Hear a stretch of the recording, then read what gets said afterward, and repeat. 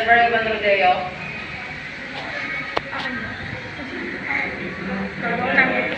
So to begin with, the chapter 13, which is the closing begins the relationship. So, in your own opinion, what is the meaning of closing begins the relationship? Alicia. Ano lang po ka tayo?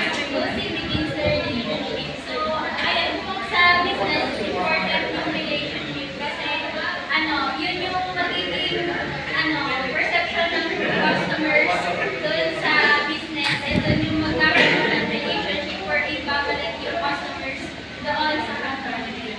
Okay, so another answer. Tama naman sa relationship.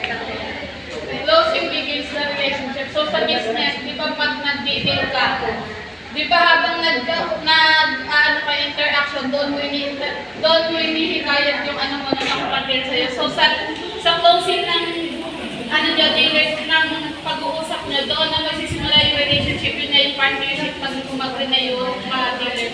So, okay, tama yung sinabi nyo na yung meaning ng closing begins with the relationship. So, dito mabubuo yung Pakikipag-deal sa iyong prospect.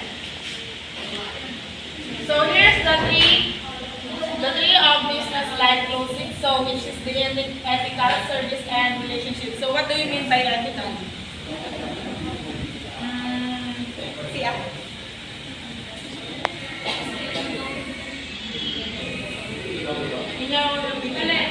Ethical. Ethical, service.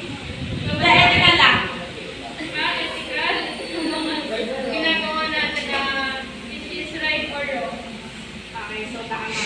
So, yung ethical is the behavior that leaves the customer treated with respect and fairness and with honesty. So, service. So, Jonathan, what is service for you? So service, intangible. Okay. So, service naman, ito yung benefits and satisfaction which offer the sales or a provided in connection with the sales of goods. So, tama yung sinabi ni Jonathan na sinabi ko. So, relationship dito naman, ito na nga yung sinasabi natin pagbuo ng the relationship yung pakikipag-deal natin sa ating prospect. So, guided by the golden rule, so look for the buying signals, be confident in your suggested order. So, kailangan mo naman sadyang maging confident at kailangan mo alam mo lahat yung nilalaman or kung ano yung iyong bibigay sa iyong prospect. So, prepare several clauses for each call and do not take no personally. So, pag naman ikaw is makikipag-deal, so kailangan mong hindi mo kailangan magsabi ng no, kailangan halimbawa sa prospect mo, halimbawa magtanong siya ng anong meron sa iyong product. So kailangan alam mo lahat ng sasabihin mo and kumbaga dapat kailangan hindi ka pwede magsabi ng mo, kailangan lahat ng needs ng iyong prospect is masabi mo and alam mo. So remember that a successful close begins your relationship and you know prove your value with ethical service and your new relationship. So, when should I pass the question? So, closing, ay pakipasa mga ganito.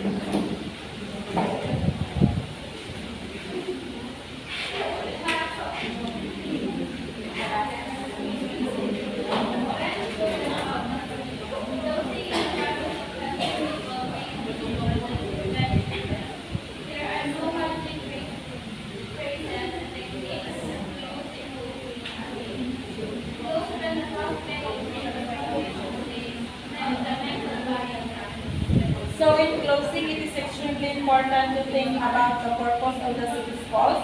Unselfish service to the other person, placing the other person's interest first, build a long-term relationship. So when should I pass the question? Closing is the process of helping people make a decision that will benefit them. So you help people make the decisions by asking them to buy. So reading buying signals. Ay, may tawa na pa. Steven. A buying signal is anything that a prospect says or does to indicate that he is ready to buy. Asking questions, asking for another person's opinion, relaxing and becoming friendly, pulling out a purchase order form, carefully examining merchandise. So dito, a buying signal is anything that a prospect says or does to indicate that he is ready to buy. So dito kailangan mo, first is asking questions. So kailangan mong, as a prospect is mag-ask sa'yo ng how much is your product. So kailangan alam mo yun and kailangan confident kang na i-deliver lahat ng needs ng iyong prospect. So asking for another person's opinion, that's something to call someone on the telephone. So dito kung halimbawa yung prospect mo is medyo nag-aanin lang. So dito, mag-a-ask siya, for example, kasama niya yung asawa niya. So magtatanong siya kung ano bang sa tingin niya kung bibili ba siya or hindi, or kung na-encourage ba siya nung salesperson. So next is relaxing and becoming friendly. So dito naman, nakikita mo na, halimbawa ikaw yung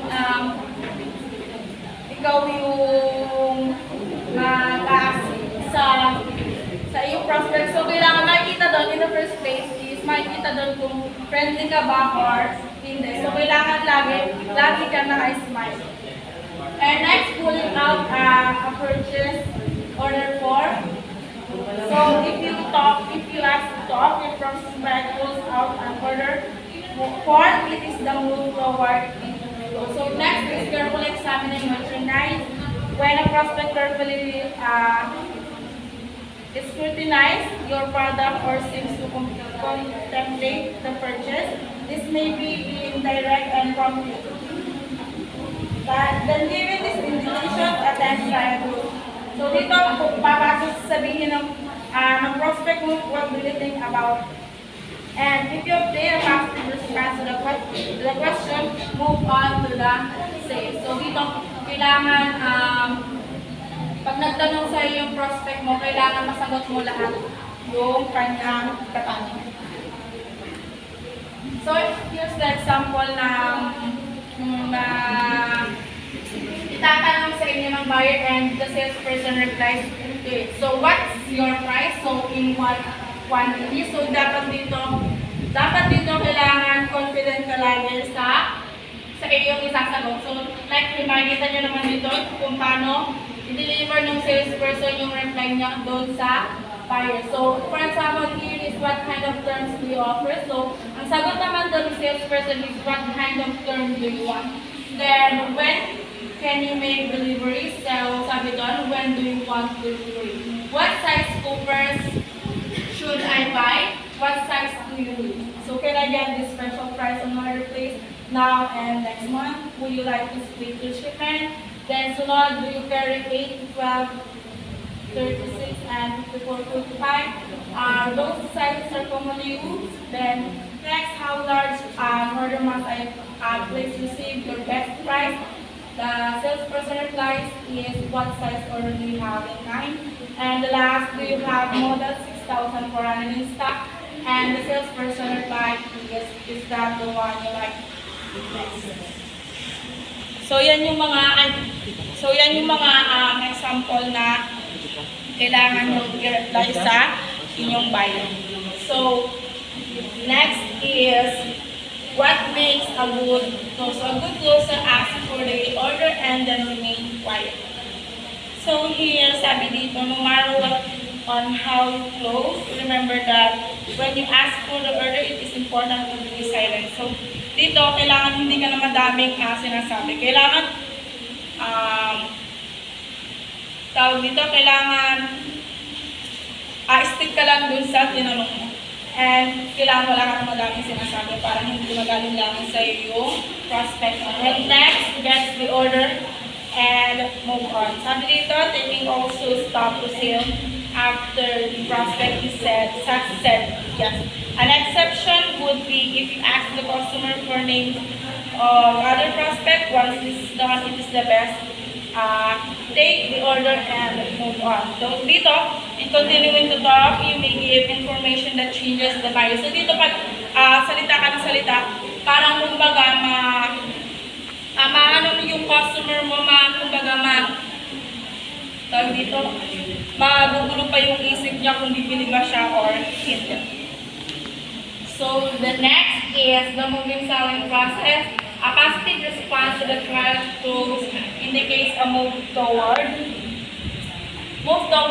close, and last, a negative response means to return your presentation or determine the prospect's objection.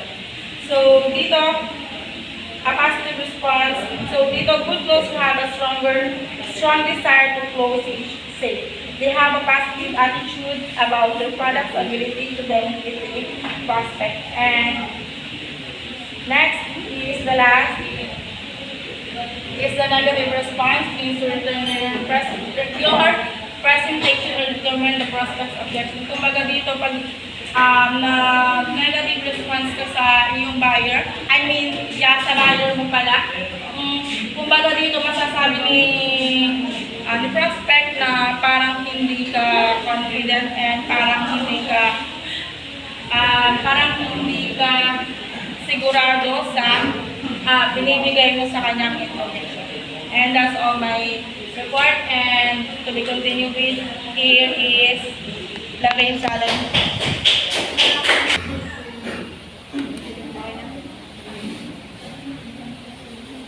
So for the continuation of report, I will discussing the closing under file. So to close more sales effectively, the first no from the prospect isn't necessarily an absolute refusal to buy. In other words, you must be able to ask a prospect who may be in a bad mood or may appear hostile toward you to buy. So in addition, a no from a prospect at this point is not necessarily the end of the sale. Let's face it, none of us close every day. And even the best salespeople get turned down. But the better you get at knowing when a prospect says no, the more you improve as a salesperson. And at the end of the time, that improvement will lead to you from hearing no less and less sales. Next is difficulties with closing. Closing is the easiest part of the presentation. It is a natural wrap-up to your sales presentation because you solidify details of the purchase agreement. Yet, salespeople sometimes have difficulty closing the sale for several reasons. First reason is, salesperson may fail to close the sale because they are not confident in their abilities to close. Perhaps some earlier failure to make a sale has caused by mental block. They may give the presentation and stop short of asking for the order. So the seller must overcome this fear of closing to become successful.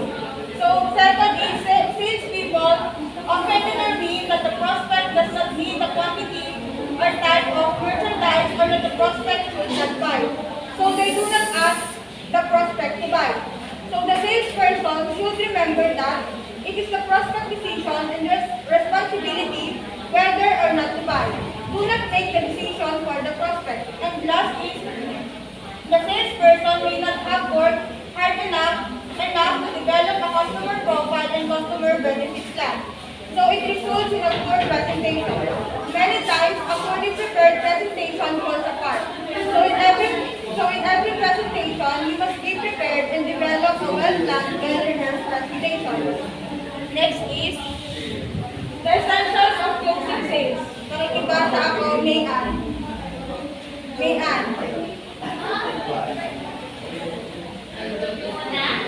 Lahat. Make sure your prospect understands what to say. Always present among the story to ensure understanding. Tailor your goals to each prospect. Nurturing sensation, consider the customer's point of view. Never stop at the first no. Learn to recognize buying signals. Before you close, attend to trial close. After asking for the order, decided. Set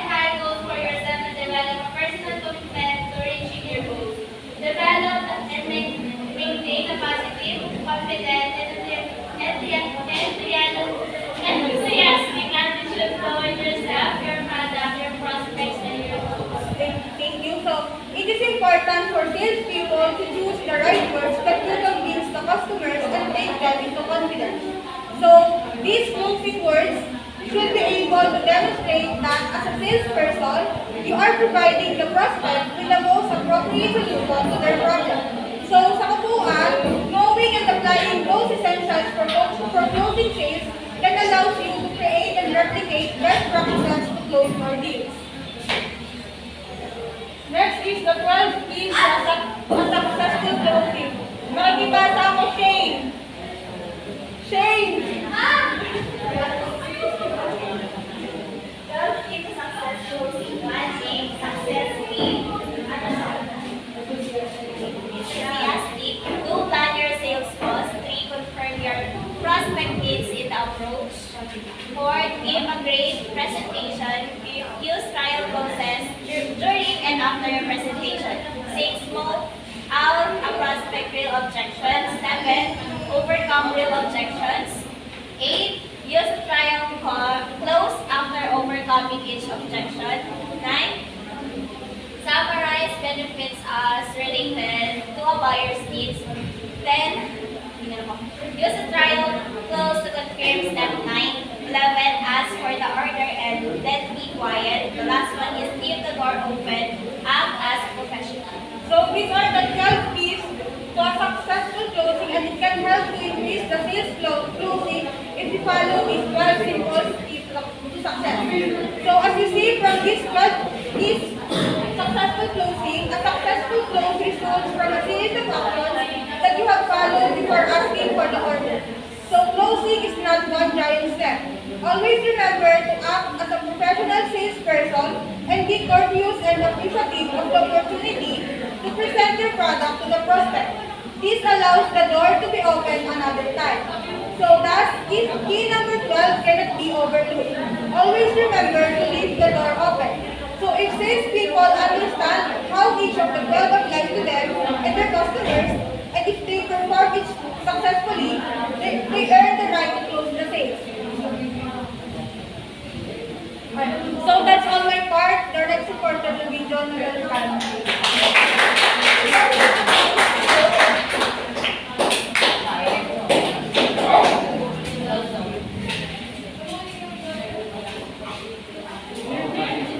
So, good morning everyone. I am Juana Del Recalde. So, I will discuss to you the several closing techniques or 11 common techniques in closing the deal. So, again, one of the most important stages po ng selling is the closing the deal, which is actions taken by the salesperson to gain agreement to the sales. So, the number one in the 11 common techniques in closing the deal is the alternative choice. It's an old favorite in which a salesperson presents two alternatives in an attempt to get a commitment from the buyer to one. So, ibig sabihin noon, yung salesperson is nagbibigay siya ng two alternatives or two products para makapili kayo si customers. And para maging effective yun, is both product, bibigyan mo siya ng positive insight, positive information para magkaroon ng commitment si customer na mabili yung product mo. And next one is the something close. It's where the salesperson assures the prospect is ready to buy. So marami sa atin as a customers, maraming tanong dun sa salesperson. So sabihin natin na, kuya magkano to? Kuya may size bang ganito? Pwede mo patingin na hindi tong product na to para mag-compare ko sa gustuhan ko. But hindi natin napapansin, sobrang dami yun, hindi pala naman tayo bibili. So yun yung assumptive close na napapagkakamalan tayo ni salesperson, nabibili na talaga natin yung product para hindi pala. So next is compliment close. By complimenting them, they listen and respond favorably to your presentation. So second compliment close is yung ika-compliment ko sa customers on how the product suits in their personality, how the products na nagiging effective kapag ginagamit nila. And by that way, parang mas mahahatak mo si customer na or si prospect na bumili pa sa'yo. Like, kailangan mo maging kind, maging confident lang, at saka maging honest habang nag-explain ka ng mga information about your products. Next is summary of benefit flows. It is the most popular method to ask for the order.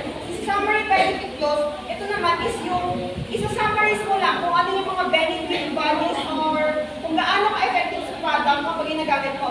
So, paano mangyayari yun? Una, know their interest. Kapag hindi mo alam yung interest nila, hindi mo malalaman kung ano yung ba yung product na i-represent ko sa kanila, kung ano yung product na suitable sa kanila. And next is, summarize and discuss the benefits of your product. So yan, kapag nalaman mo, pwede mo na siyang i-summarize, pwede mong isa-isahin from the yung mga information from the ingredients or materials na ginamit dun sa product, from the effectiveness, kung gaano ba siya kadali or kung gaano ka-effective sa iyo yung product. And lastly, make a proposal. So yun nga, kapag na-summarize mo na siya, pwede ka na mag-propose sa kanya, pwede mo na siyang i-persuade na bilhin mo na to kasi pasok din naman pala sa'yo or suitable sa personality mo yung product. And next is continuous yes close. Generates positive responses. Si continuous yes close naman is kagaya nga nung sinabi ko na instant na i-summarize mo yung mga information ni product doon kay customers. Ang gagawin mo, itatanong mo kay customers yung mga, magtatanong ka kay customers kung saan masasagot ni customers lahat ng yes. For example nga dito, si salesperson nagtanong siya kay Mr. Stevenson na gusto mo ba yung quality ng product? And si Mr. Stevenson, nasagot lang siya ng yes, that's right. And the salesperson mag-a-ask ulit si salesperson na, and you like our fast delivery? So, nasagot na ulit si Mr. Stevenson ng yes, I do. I like your fast delivery. Then, kung tatanong ulit si salesperson na, do you like our profit margin or credit terms? So, sasagot lang ulit si salesperson, si prospect ng yes. Kung saan, sa last part ng tanong niya, hindi na siya magtatanong. Sa last part na continuous yes close, doon na niya isa-summarize lahat. Kasi sa lahat ng tanong niya, na-summarize mo na yung quality, kung gaano maganda yung product, kung gaano ka-effective sa'yo. Tapos sinabi lang doon ni salesperson, sorry, our quality of products, fast delivery, profit margin, and good credit terms will provide you with an excellent profit with the large number of customers you have coming into your store. So, sa mga questions na yun, nasagot lahat sa mga hinahanap ni customers to your product. So next is minor points close. Minor points close is not threatening. It is sometimes easier for a prospect to concede several minor points about the product than to make sweeping decisions on whether or not to buy. So ito naman, may somehow same din mo kay alternative. Kung saan si alternative ay nagbibigay ng two alternative choices or products para kay prospect. But dito naman kay minor points ay they ask the prospect to make a low risk decision on a minor, usually cost element of a single product such as delivery dates, optimal features, color, size, payment, or terms or order quantity.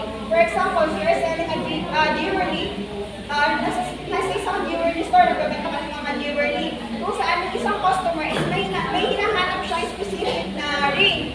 So yung ring na hinahanap niya is white gold na ring with diamond. Kaso ang nakita niya sa shop mo is the gold ring na may diamond. So by that, napinpoint mo na yung minor points na kung bakit parang hindi niya bibili si product. So ang gagawin mo lang is tatanungin mo kung possible bang bilhin mo si product kung naging gold yung ring na ito. Kapag sinabi ni customers na maybe, then you can present the actual product to him or her para magka-idea siya na maganda pala itong product na to. So next is the account or balance sheet close. It's based on the process that people ask when they make a decision. So sa account naman ito, di ba nung una sinamarize mo lang, sinabi mo personally doon kay prospect mo yung mga information about your product. Dito, isusulat mo isa-isa, parang nag-list down ka ng mga information or ng mga benefits na tungkol sa product mo. Para mas madaling malaman ni prospect na kung gaano siya kaganda. At syempre, hindi ka dapat mag-iiwan ng mga negative points about your product kasi mag-iiwan lang din siya ng negative remark sa product baka hindi niya lalo itong bilhin. So, probability close permits prospect to focus on their objectives. So, dito naman, this is where your prospect has 50% but less than 85% for buying. Dito pwede mong tanongin sa prospect mo kung bakit hindi niya bibili si product. Kasi si probability close, hinihiyaan natin na mag-focus si prospect or customer sa objection nila. And sabi pa dito na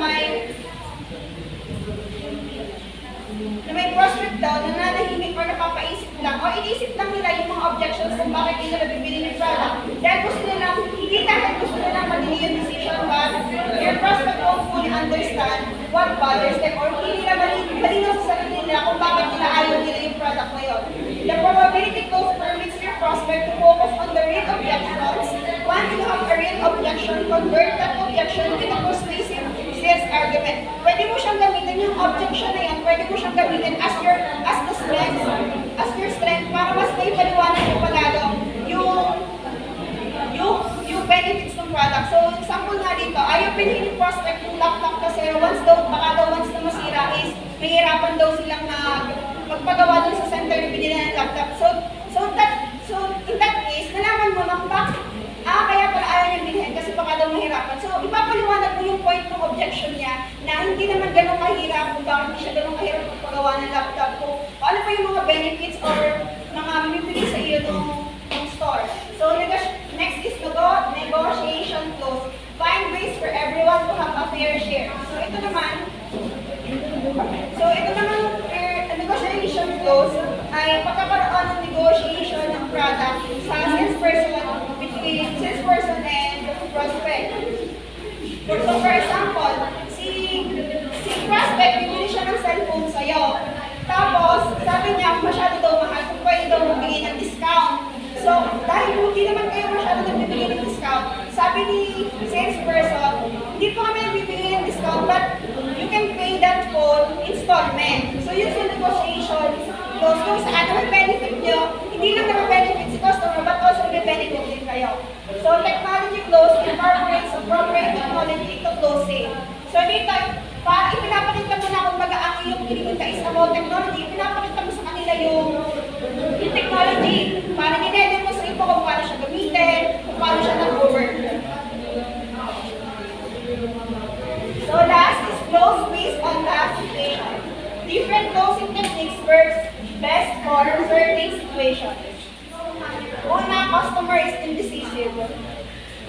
Kapag si customer ay gumagawa ng desisyon kaagad at maraming paligay-ligay, it will help them to makapag-isip agad, to make decisions para mabili mo or maaral pa nila yung product at makatulong din tayo na magbigay pa ng mga advice para mabili yung product at saka masabi din natin yung mga benefits nito. And second is the customer is an expert or egotistical or selfish. Like, selfish silang i-share yung mga gusto mo, yung mga preference mo or wants mo kasi minsan nahihiya din sila.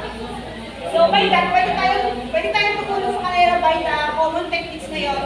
At tayo na lang mag-a-apply kung paano natin yung nagagamitin. Then, next is customer is hostile. When your customer is unfriendly dito, by these techniques, it can help you to hook up with your customers. Like slowly, tinatry mo maintindihan yung opinion nila and also to create connection to each other para hindi lang ikaw yung hindi lang ikaw yung knowledge, syempre siya din. And next is customer is a friend.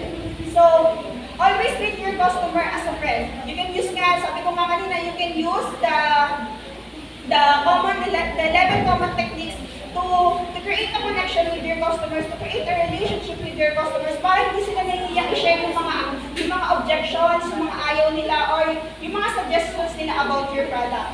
And next is customer has predetermined beliefs. Not all your customers is agad bibili sa'yo kasi some of the customers ay may sinusunod. Naapektuhan yung pagbili nila dahil ng kanilang culture, ng kanilang religion.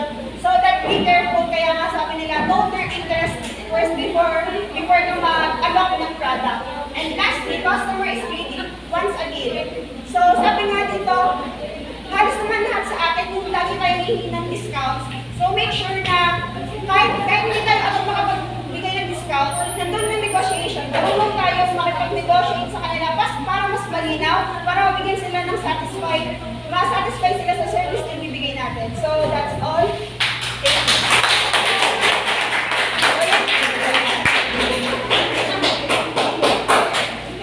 Very good!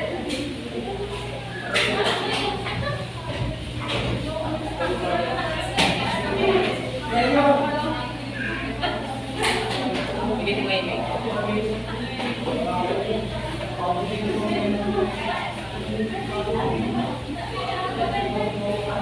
Research enforcement basic success strategies. Common sales person mistakes resulting in unsuccessful sales calls. Sales instead of sales doesn't ask enough questions. Yung mga hindi yung mga the sales person doesn't of talking instead of asking questions and determine customers' interest.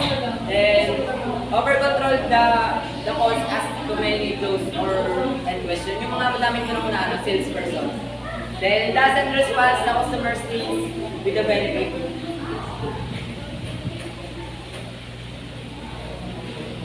Instead of salesperson lets the customers infer how the future will satisfy his or her needs. Then doesn't recognize needs, benefits, and prematurely. For example, customers discussing telephone equipment mentioned that some clients complaining that a line always busy. The salesperson demonstrates the benefit of his answer service. But the customer's response, the busy line is not important and sees people call back. Then make weak closing statement doesn't recognize when or how to close.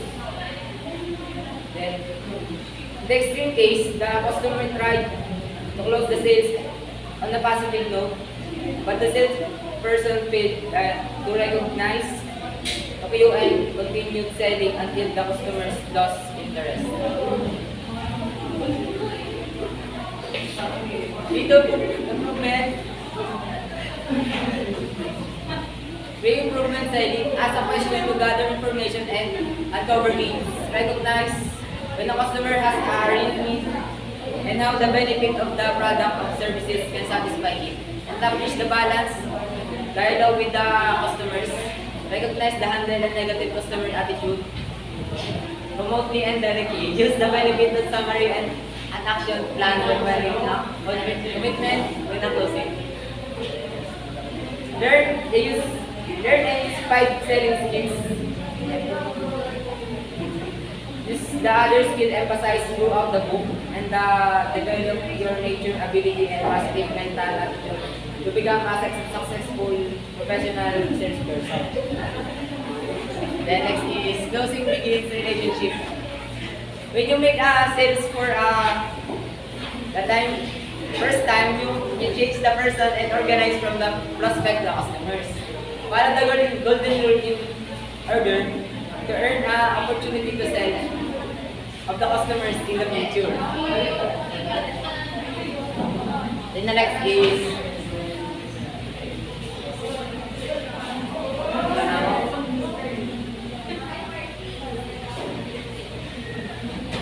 when you do not make the sales. Though that you cannot always tell everyone, don't take the buyer's dental personally. Be courteousness and careful act and professionally leave the door open. Then, agro purchase agent were asked the biggest grades about the purchase process. Procedures, one item, another list was the salespeople seems to like it personally. If they don't get the business, throughout one them something because they constantly calling on you. That's it, thank you.